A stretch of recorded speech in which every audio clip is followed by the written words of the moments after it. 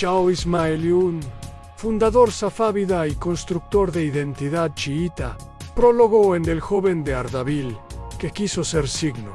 En la frontera septentrional de lo iraní, donde las rutas de las estepas se encuentran con los valles cultivados, nació a finales del siglo XV, un muchacho que transformaría para siempre el mapa religioso y político de la región. Ismail, hijo de una casa sufí que retomaba la memoria de Safi al-Din de Ardabil, no heredó apenas un territorio, sino una tradición mística capaz de convertir seguidores en ejército y gritos religiosos en legitimidad. Su figura condensa la mezcla poderosa de carisma religioso, audacia militar y sensibilidad cultural. A la vez santo y monarca, poeta y señor de la guerra, Ismail construyó la casa safávida e impuso el chiismo duodecimano como marca de Estado y con ello convirtió una porción fragmentada de Persia en el embrión de lo que siglos después reconoceríamos como Irán político. Esta crónica recorre su biografía, infancia, ascenso, políticas religiosas y culturales, derrotas y la huella que dejó, intentando entender no solo los hechos sino las razones por las que una identidad colectiva pudo forjarse así a golpe de creencia y de espada. Y orígenes Ardabil, los Safavilia y la formación de un liderazgo místico. Ismail vino al mundo cerca de Ardabil, la ciudad santuario donde la orden sufí de los Safavilia había alcanzado un lugar de prestigio en la memoria regional. Los Safavilia eran en sos raíces, una confraternidad espiritual que mezclaba prácticas ascéticas, cultos a santos locales y una capacidad notable para atraer clientelas entre las tribus turcomanas del norte. Esa vinculación con las tribus resultó crucial han de ser una orden religiosa. Los Safavids desarrollaron una estructura capaz de transformar devoción en movilización militar. La joven vida de Ismail transcurrió en ese cruce entre contemplación y organización. Aprendió liturgia, se formó en narrativas hagiográficas, pero también vio como los murales de la política regional, rapaces señores, yaquis no maudaus sanciones tributarias, requerían habilidad práctica. Desde sus primeros pasos quedó claro que su liderazgo no sería meramente espiritual, estaba llamado a ser figura total, mezcla de guía religioso y comandante político. Segundo, el ascenso militar. Ankizalbash, la turcomana columna vertebral del nuevo poder.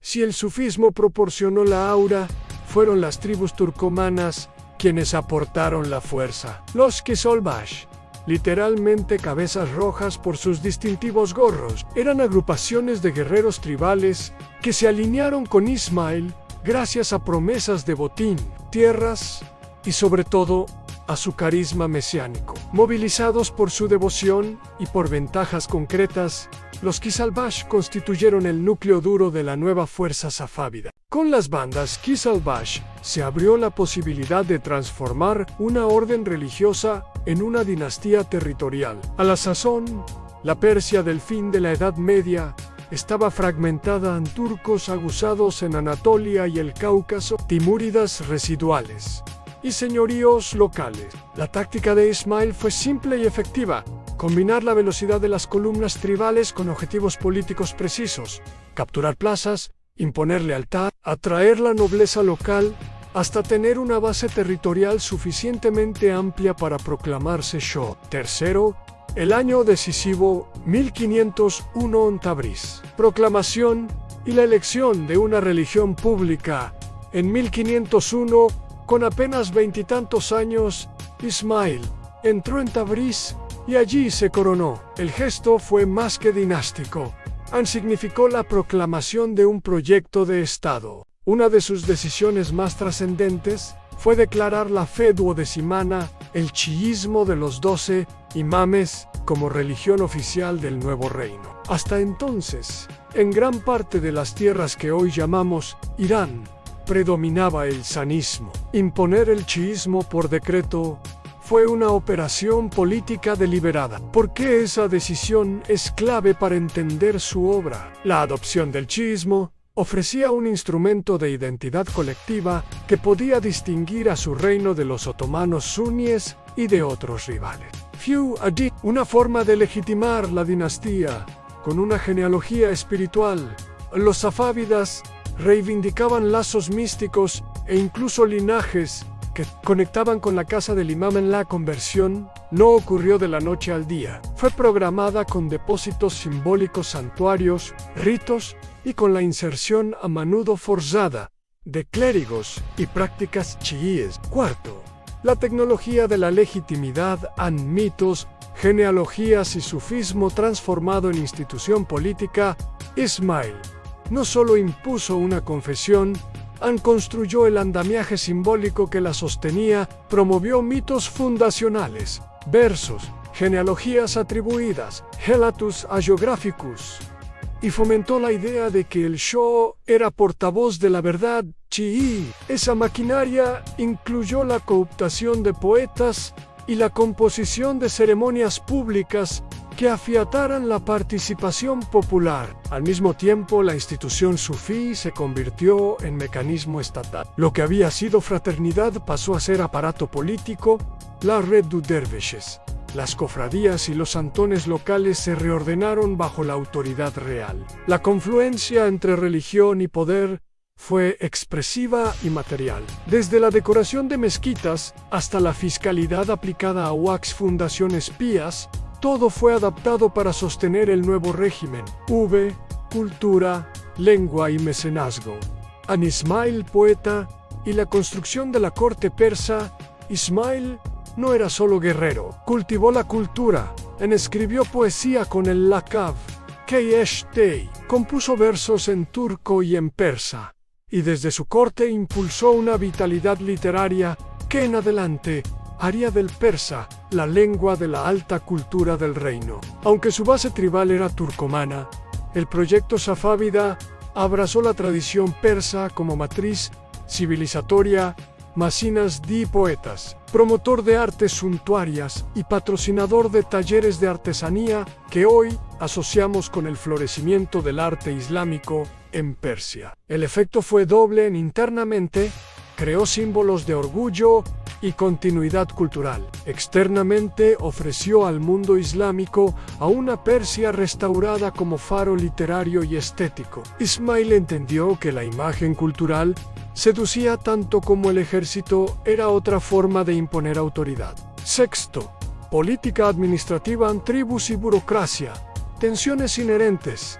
Sin embargo, la tiesura tribal y la necesidad de administrar un territorio extenso generaron fricciones. Los Qizilbash, cuya lealtad había sido decisiva, reclamaban posiciones, botines y autonomía. Ismail debía equilibrar ese reparto sin perder cohesión. En los ecos, esa tensión estructural marcó la administración safávida. Coexistieron una nobleza guerrera poderosa y la necesidad de funcionarios letrados que garantizaran recaudación, justicia y orden urbano. Ismail procuró limitar el poder de los jefes tribales mediante la creación de puestos centrales y la concesión de prebendas que ataran clientelas a la corte. Pero la paradoja quedó la dinastía necesitaba a las tribus para sostener las armas, y a la vez debía disciplinarlas para construir un estado duradero. La política de Ismail fue virtuosa en el inicio, menos eficaz cuando la presión militar externa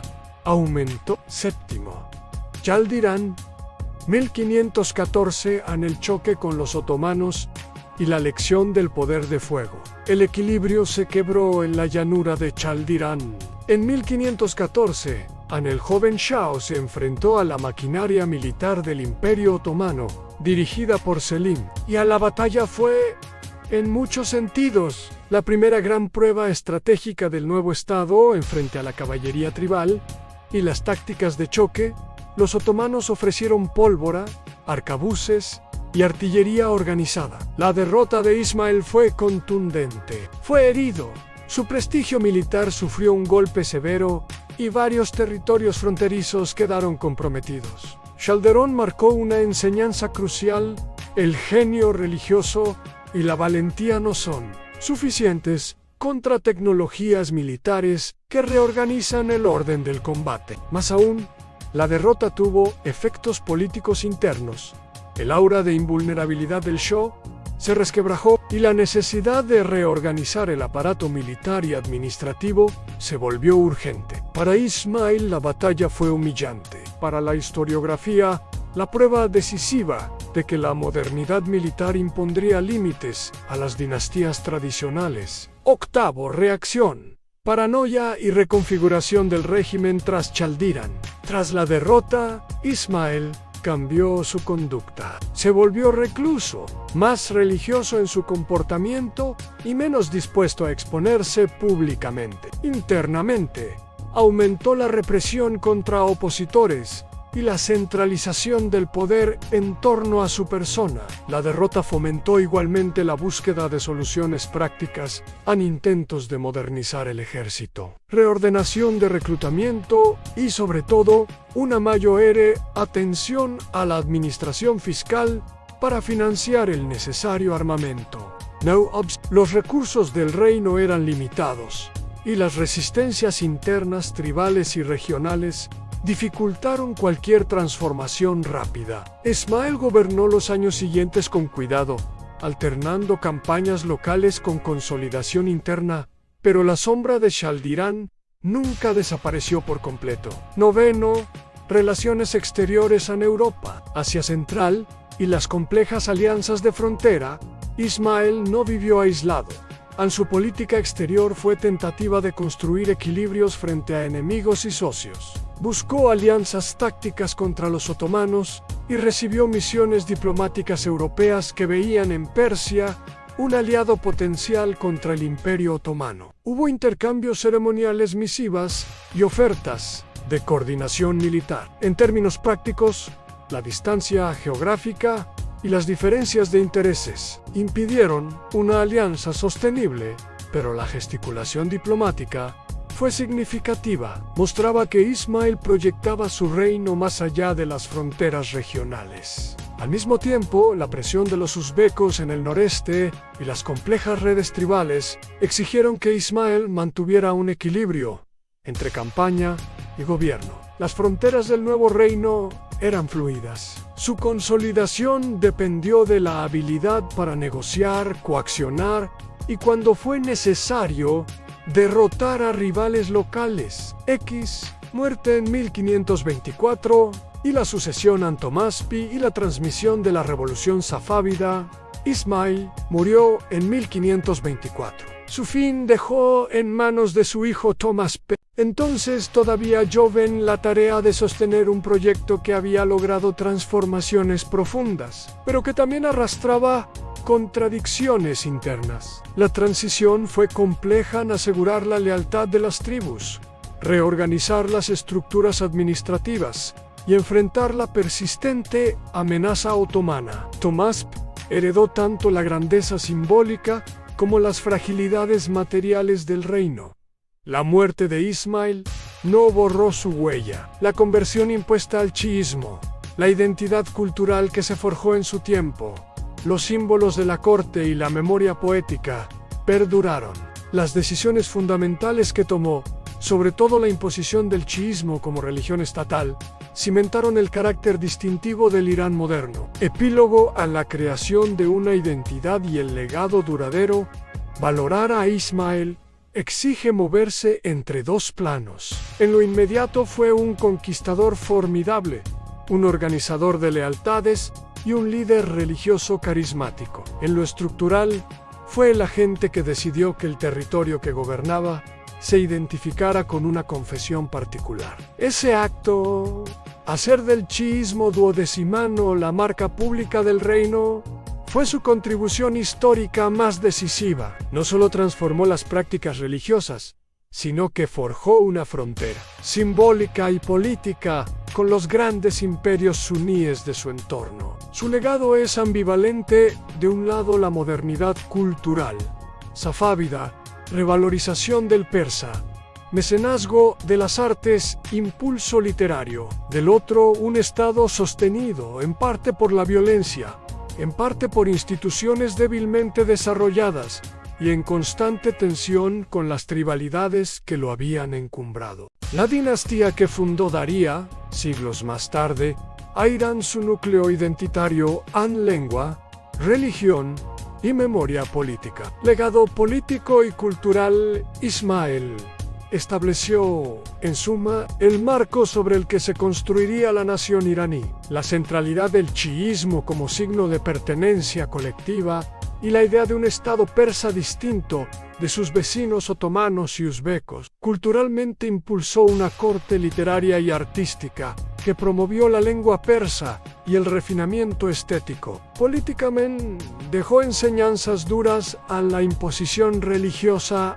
Puede unificar, pero si no va acompañada de capacidad administrativa y del monopolio de la violencia estatal, genera fricciones. Reflexión final: mesianismo, poder y la durabilidad de una decisión. Ismail, y fue antes que nada un constructor de símbolos prácticos. Entendió que la autoridad necesita signos, ritos, genealogías, poemas, y que esos signos deben estar acompañados por organizaciones capaces de convertir lealtad en obediencia. Su éxito fue extraordinario.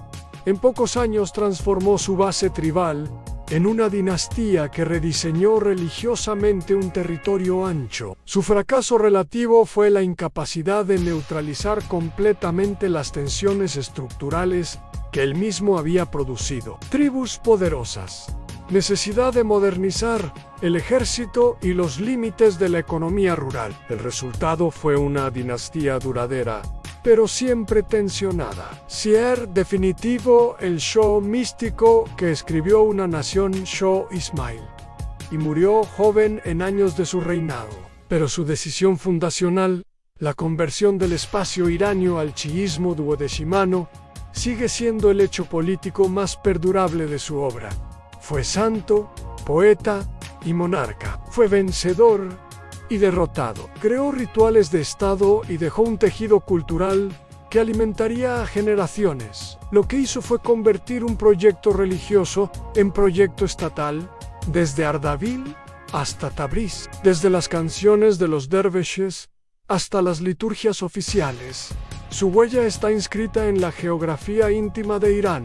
La historia lo recuerda como fundador, a veces como visionario, otras como soberano duro. Pero, por encima de las etiquetas, su acción explica por qué hoy un país entero se reconoce en una confesión que él ayudó a convertir en política de Estado. Esto nos lleva a reflexionar sobre el poder de la verdad en la sociedad. Si te ha gustado este video, no olvides darle like y suscribirte al canal para más contenido interesante. Hasta la próxima.